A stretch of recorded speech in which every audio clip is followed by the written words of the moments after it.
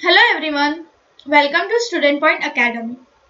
और आज हम lesson number 2 parallel lines and transversal start करने वाले हैं। ठीक है ना।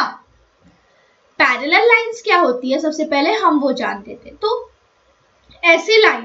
ऐसी दो लाइन जो कि कभी इंटरसेक्ट नहीं होती या कभी मिलती नहीं। देखो, हम सभी को रेलवे स्टेशन पता है, जब भी कोई भी ट्रैक रहता है, रेलवे ट्रैक रहता है, वो कैसा रहता है, ऐसा रहता है। वो कभी मिलता है क्या? नहीं, वो कभी इंटरसेक्ट नहीं होता। तो वो एक एग्जांपल हो गया पैरेलल लाइंस का। ठीक है, जैसे यहाँ पे लेंथ L दिया हुआ है, लेंथ M दिया हुआ है ना। ये एक लेंथ है, ये एक M है, लेंथ L लेंथ M है ना। ये दोनों एक एग्जाम्पल हो गई पैरेलल लाइन की, क्योंकि ये कहीं भी जाके मिलने वाली नहीं है। कितना भी इसे आप एक्सटेंड कर लो, ये कहीं भी जाके मिलेगी नहीं। तो वो क्या होती है? Parallel line. The line in the same plane, ऐसी लाइन जो कि सेम प्लेन में हो बट वो इंटरसेक्ट ना हो एक दूसरे को, उसे हम क्या बोलते हैं? पैरेलल लाइंस बोलते हैं। ठीक है ना। अब ट्रांसवर्सल, अब हम देखते हैं ट्रांसवर्सल। ठीक है, तो ऐसी लाइन जो लाइन इंटरसेक्ट करती है किसी दो लाइन को अलग अलग पॉइंट में, उसे हम बोलते हैं ट्रांसवर्सल लाइन। देखो, जैसे ये एक लाइन है, लाइन M है और लाइन N है। इन्हें एक लाइन L क्या कर रही है? इंटरसेक्ट कर रही है। तो जो लाइन L है ना, ये जो लाइन L है, ये कौन सी हो जाएगी?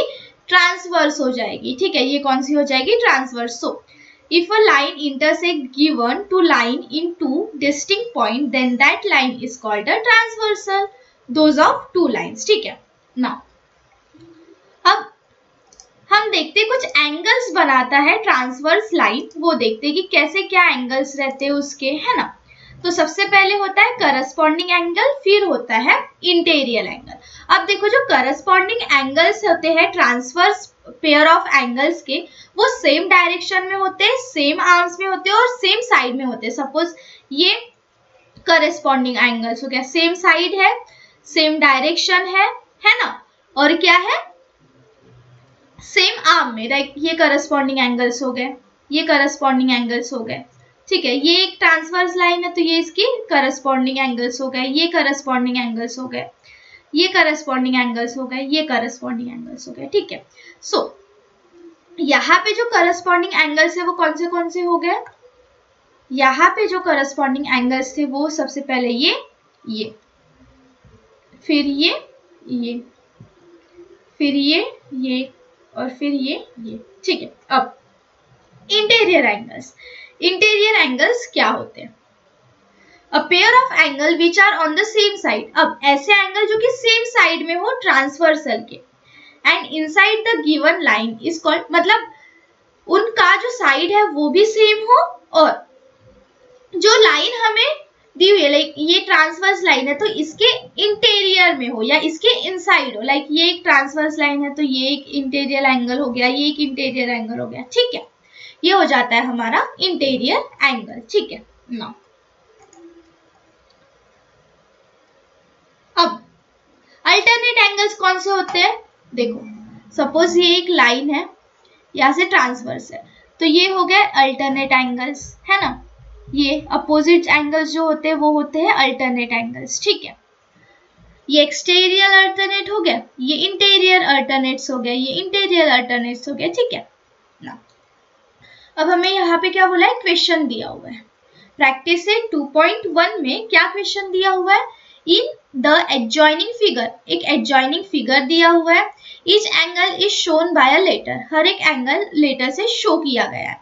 हमें क्या करना है? बॉक्सेस को फिल करना है। अब देखो, जो करस्पॉन्डिंग एंगल्स पूछा है यहाँ पे हमें क्या पूछा है? करस्पॉन्डिंग एंगल पूछा। तो करस्पॉन्डिंग एंगल क्या होता है?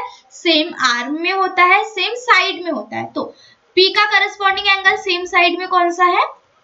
W, और सेम आर्म में है ना। सो P का क्या हो जाएगा? Angle W। अब angle Q, that is Q, same side same arm, X, angle X हो जाएगा।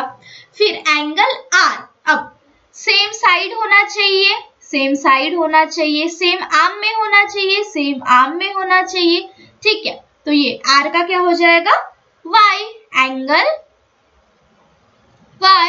और एंगल एस पूछा है तो सेम साइड होना चाहिए, सेम साइड है, सेम आर्म में होना चाहिए, बिल्कुल सेम आर्म में है, तो ये क्या हो जाएगा, एंगल जेड हो जाएगा। ठीक है, एंगल जेड। अब इंटीरियर अल्टरनेट एंगल्स पूछा है। अब हमें क्या पूछा है, इंटीरियर मतलब अंदर वाले अल्टरनेट एंगल्स पूछा, तो एंगल, ठीक है चलो अब ये निकालते हैं। एंगल एस का जो इंटीरियर होगा वो क्या होगा, एंगल एस। अल्टरनेट अगर हम देखें तो ये है, और इंटीरियर अल्टरनेट देखें और इंटीरियर देखें तो वो ये होगा। ठीक है, एक्सटीरियर देखे रहते तो ये होता, बट इंटीरियर है ना ये, बट इंटीरियर पूछा है तो ये होगा एंगल एक्स। एंगल डब्ल्यू का इंटीरियर क्या होगा, एंगल आर होगा। ये एंगल डब्ल्यू का इंटीरियर क्या होगा, एंगल आर होगा। ठीक है, सो ये था हमारा फर्स्ट का क्वेश्चन, लाइक 2.1 का फर्स्ट क्वेश्चन। ठीक है, चलो इसका स्क्रीनशॉट ले लो, फिर हम नेक्स्ट देखते हैं, नेक्स्ट क्वेश्चन क्या बोला है हमें। ठीक है,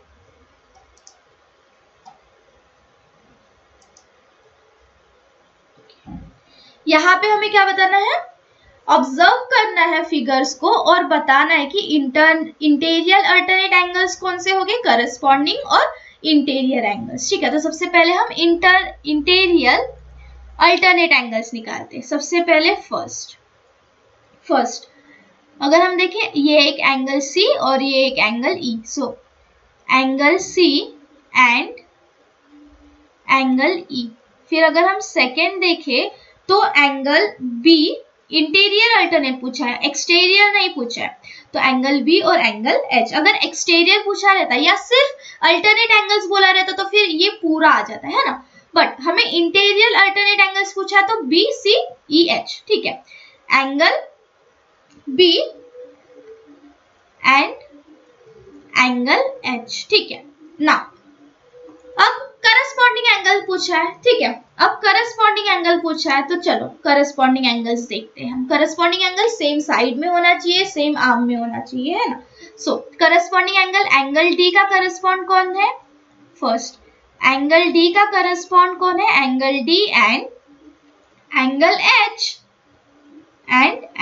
H.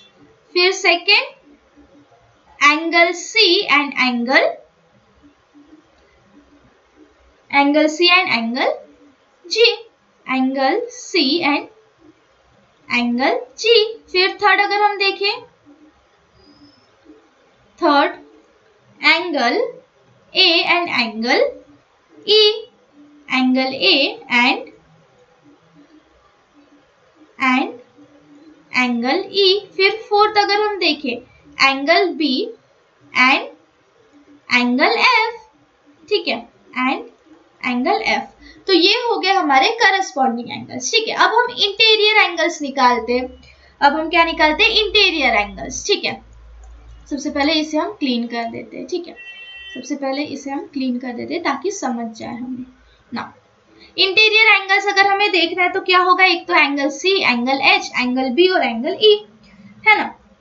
So interior angles, first angle C and angle H, then second angle B and angle E।